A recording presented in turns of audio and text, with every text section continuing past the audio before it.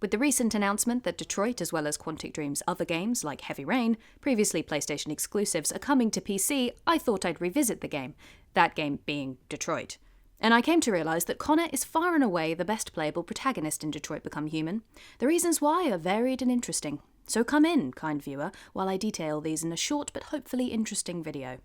And this right here is how an android with no social skills would introduce a video. In all seriousness, you need only really look to the other playable characters in the game for some idea. Kara's story, for example, is, or should I say can be, a touching one about family and unconditional love. It can also be a tragedy of epic proportions because multiple choice. During this story, there are plenty of decisions to be made, and nail-biting sequences to, if you're anything like me, narrowly escape. But the impact of Kara's story really hinges on your capacity to care for Kara's personal plight. More than that, her affection for Alice.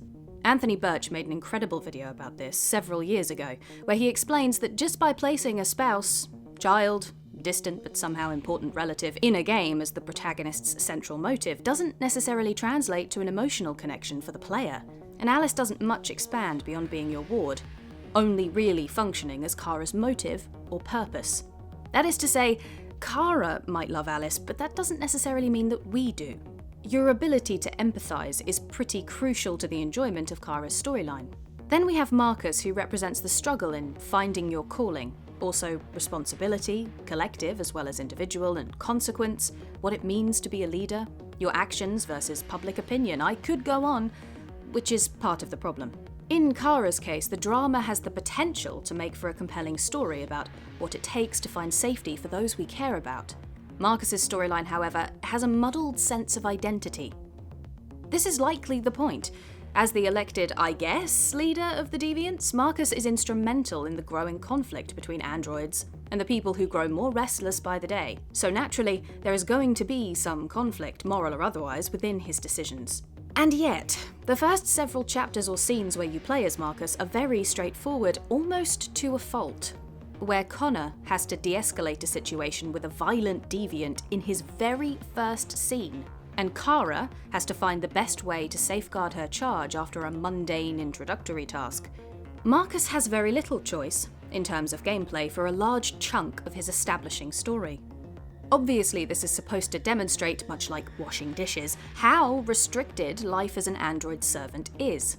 However, the many choices Markus faces throughout, which sharply increase in importance, are injected much later.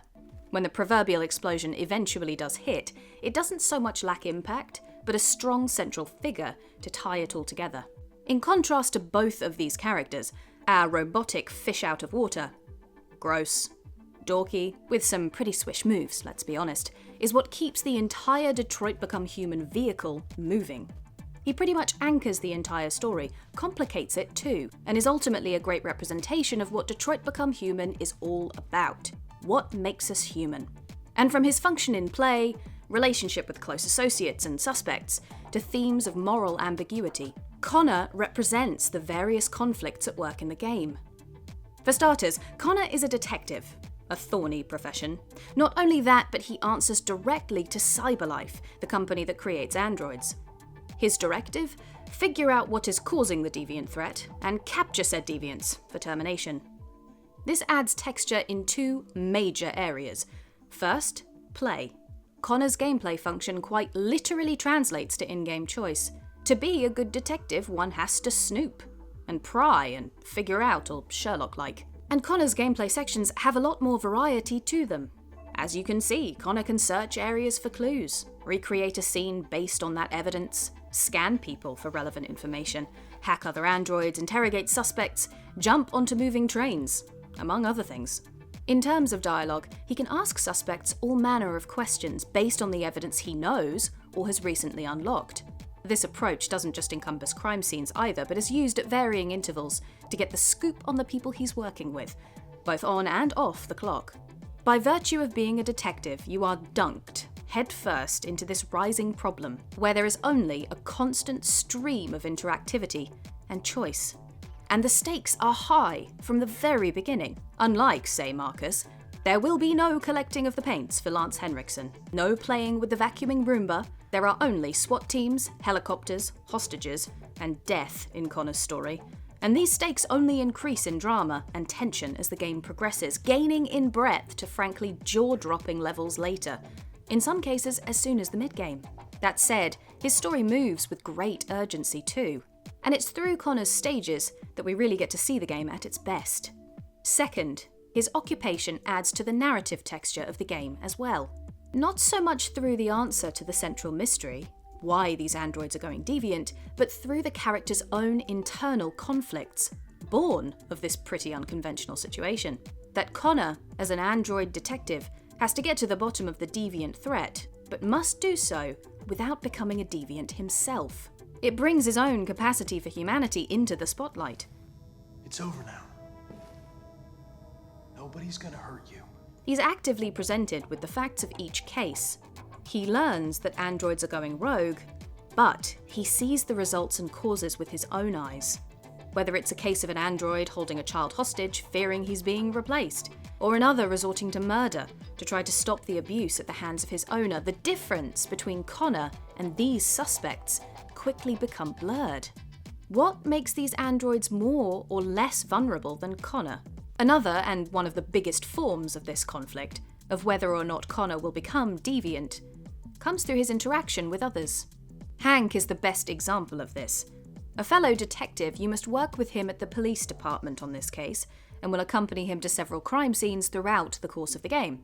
A man vehemently opposed to the presence of androids, it becomes clear that your relationship, especially in the initial stages, must, to a degree, be managed. Where Hank is concerned, it isn't actually a stretch to say he's been shedding his own humanity throughout the years.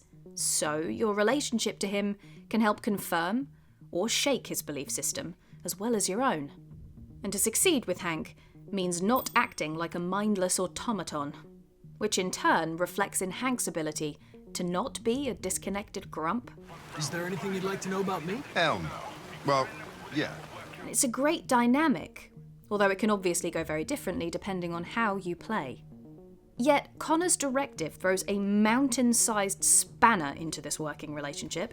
On the one hand, he must be able to work with Hank in a productive way. However, he must also stay true to Cyberlife's goals. This would be easy if Connor's interactions with Hank, providing they're successful, didn't cause an increase in software instability, but it does. And software instability means deviancy. Throw in some Hank-related moral decisions as well, and your job to balance the two forces becomes much harder. In this instance, you can save him or catch a suspect instead. One route furthers your friendship with Hank, the other relates to your orders from Cyberlife.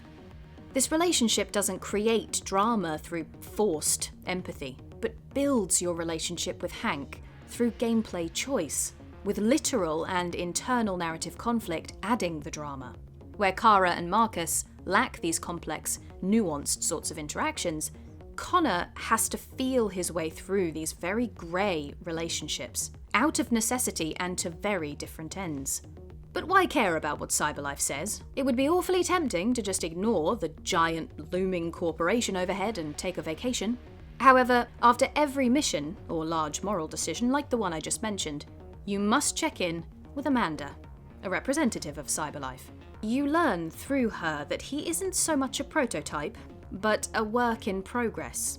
They are monitoring his performance throughout the game to see if he makes for a valuable asset or serves as a blueprint to better on the next try, very meta. Where your conversations with Hank can vary in tone and purpose, depending on the situation, you report directly to Amanda about your progress on the case. You came very close to capturing that deviant. It's a pity you let it self-destruct. Unlike other character interactions, you have to convince Amanda. Or perhaps you really do want to stay true to the task at hand. Regardless, she serves as the persistent little devil on your shoulder. And Connor has to balance these forces at work. Two evils, as Kamsky puts it. In fact, this conflict is boiled down to its very core during a meeting with Kamsky, the inventor of androids. Knowing full well what model of android Connor is and his purpose for visiting, he challenges you to shoot and kill an android servant of his for the information you seek. Or spare her life and risk losing what he is withholding. But really, these can all be considered minor details. What's most important is that Connor stands at a literal crossroads in Detroit Become Human from the start. Whichever path he chooses is just as interesting, impactful, and nuanced as the other because his journey is all about self-determination. Kara and Markus have parts to play in the broader events of the story as well as the minutiae, and they tend to feature in each other's stages to varying degrees with interesting consequences. Yet it is Connor who manages to pull it all together, if not sustain the game's central theme. What is humanity? Furthermore, what makes you, you? Who are you? Have you never wondered who you really are? Whether you're just a machine executing a program or a living being, capable of reason. I think the time has come for you to ask yourself that question. I wouldn't like to be in your shoes, Connor. What could be worse than having to choose between two evils? You're lost. You're looking for something. You're looking for yourself. What are you gonna do? Without your involvement, Kara finds her own identity through Alice, and Markus through his people. As a result, you have only one opportunity to abandon Alice in the game, and you simply can't abandon Markus's people. You can abandon Connor's humanity. Connor must decide who he really is. That means you get to decide. And that is why Connor is the best character in Detroit Become Human. That is real choice. Hello, and thank you for watching this video on Connor and Detroit Become Human. I hope you enjoyed it. Feel free to leave your comments down below. I try to read and respond to as many as I can. I just want to say a huge thank you to my Patreon supporters who you see on screen right now. Without their generosity, this video wouldn't have been made. And speaking of generosity, I want to give a special shout out and major league thanks to Brandon Smith, Bryson Brody, Chris Cotton, Connor Dean, Day Yang, Elian, Gabriel Sales, Hampus Dolstedt, Jacob White, Jessica Costello, Marlon, Michael Smith, Michael Rivera, and last, but by no means least, that's Lemons. Your support is astounding and keeps Critique Quest alive. Thank you again. But that's it from me. As always, goodbye for now.